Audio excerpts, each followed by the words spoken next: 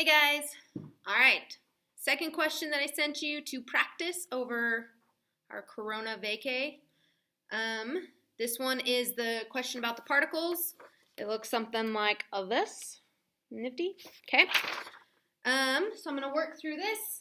Again, I'll show you how it's scored. If you have questions, please email me. I will send you a new problem tomorrow, and I will potentially have a video made for that as well. So, let's dive in, shall we? From the intro, you're given information.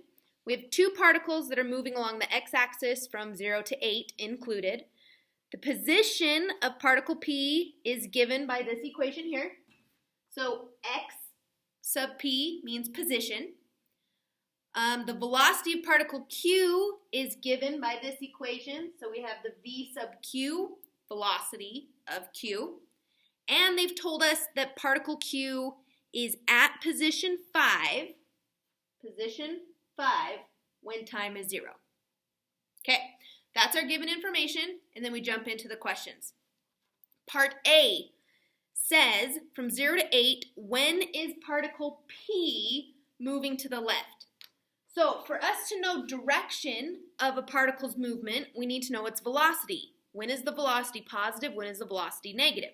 So, to find velocity given a position formula, we have to take the derivative. So, we're going to take the derivative of this equation, so the natural log of t squared minus 2t plus 10. So, my position is now going to become velocity, so I'm going to call this v of p. And the derivative of a natural log is 1 over u times the derivative of u, which is 2t minus 2. So I'm just going to simplify this. I'm going to get 2 times t minus 1 over t squared minus 2t plus 10. There is my velocity of p. So I need to know when it's moving to the left. So I'm going to take velocity, set it equal to 0, and test my intervals. So if I take this and set it equal to 0, when we're dealing with fractions, we only care when the numerator equals 0. So I'm going to take 2 times t minus 1, set that equal to 0, and I'm going to get t equals 1. So the only time our particle can change direction is at 1. So we test it. We're closed at 0, closed at 8. So we're going to test here to see if we're positive or negative. If we plug in 0.5, 0.5 minus 1 is negative. And then 0.5 squared minus 2 times 0.5 plus 10, the denominator is going to be positive. So when we plug in the 0.5, negative divided by a positive is negative. Then I'm going to plug in 2. It's on the interval from 1 to 8, so I'm plugging in 2. 2 minus 1, positive. 2 squared minus 2 times 2. So that's 4 minus 4 plus 10. That's positive. So that interval, our velocity is positive. So the time that we're moving to the left is when our velocity is negative. So we're moving to the left from 0 included, because if we plug in 0, it's still negative, to 1. 1 is not included because at 1, we're stopped. At 1, the velocity is 0.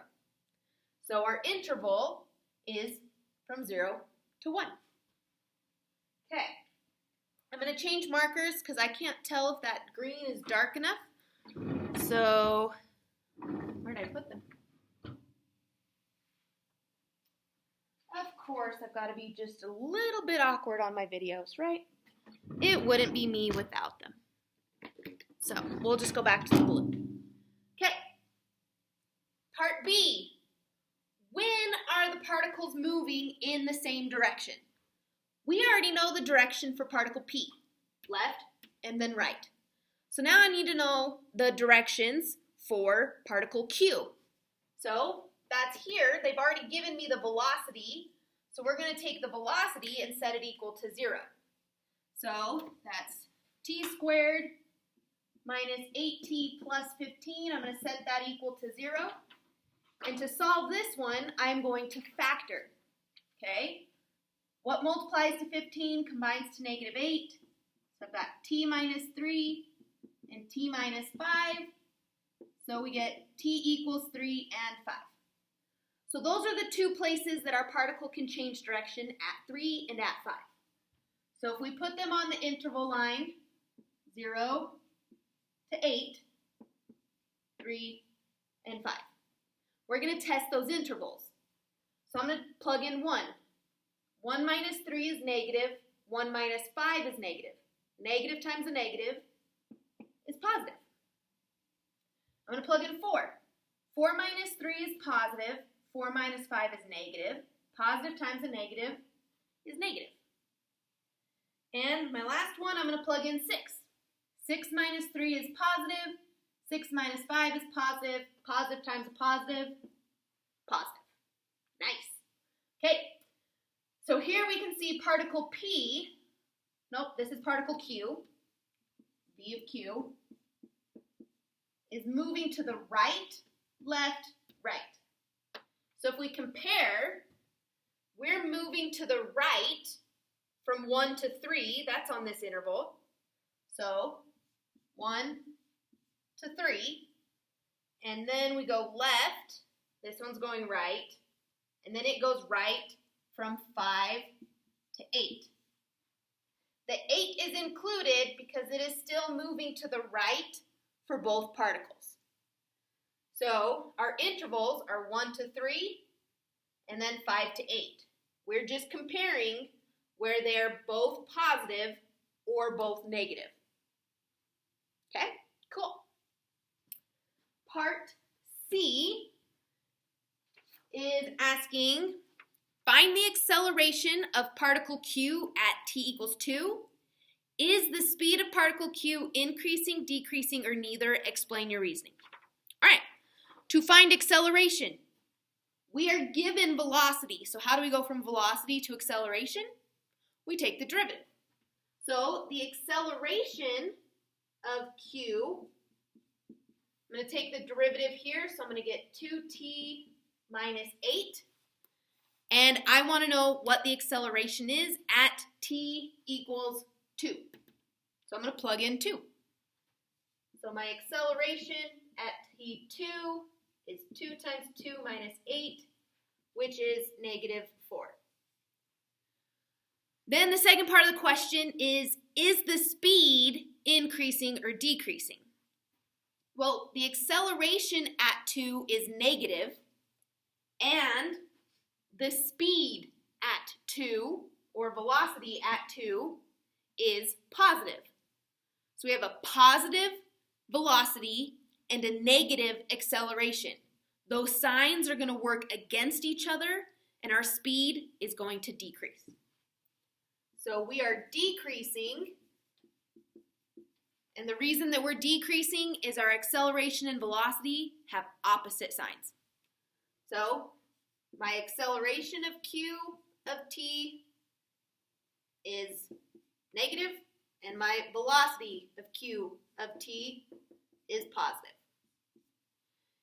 If acceleration and velocity have the same sign, they work together, so we're going to increase in speed. But if our velocity and acceleration have opposite signs, they work against each other, and we're going to see a decrease in speed. Okay, cool. And part D, our last one, it says, find the position of particle Q the first time it changes direction. We already know when particle Q changes direction. We see that here from our table. It went from right to left. It changed direction at 3. So I need to know the position at 3. To get position, we need the position formula, and they gave us velocity. So we're going to have to take our velocity and anti-derive it. Okay? We also have to take into account the initial position of Q. At time 0, it's already at 5. So once we figure out the displacement from 0 to 3, we can add that to our initial condition. Okay? So what that would look like is we're starting out at position 5. So I could say 5 plus the integral from 0 to 3 of t squared minus 8t plus 15. Okay? We started out at 5. We're going to add the displacement, which is going to tell us our position at 3. Okay, cool.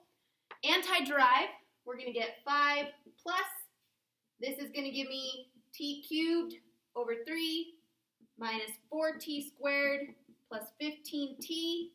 And I'm going to evaluate from 0 to 3. So if I plug in 3, I'm going to get 9 minus 36 plus 45. If I plug in 0, it goes away. So 9 minus 36 plus 45. I'm going to do this in a weird little order. Negative 36 plus 45 is 9. 9 plus 9 is 18. Plus 5 is 23. So our position at t equals 3 is 23. Our displacement was 18, but we had started out at position 5. So 5 plus the displacement, our resulting position is 23. Awesome. All right. If this would have been on this year's test, this came from 2018's test, we're going to look at our point distribution here to see how well we would have done. So our first point on part A comes from our derivative formula. There's 1 point just for taking the derivative. Sweet. Our second point was for getting our interval here. And again, that was just when were we moving to the left. Part B, the first point came from your intervals. Those intervals were where they were moving the same direction. Your second point came from your analysis, which could be used showing these two first derivative tests. Okay, there's your second point there.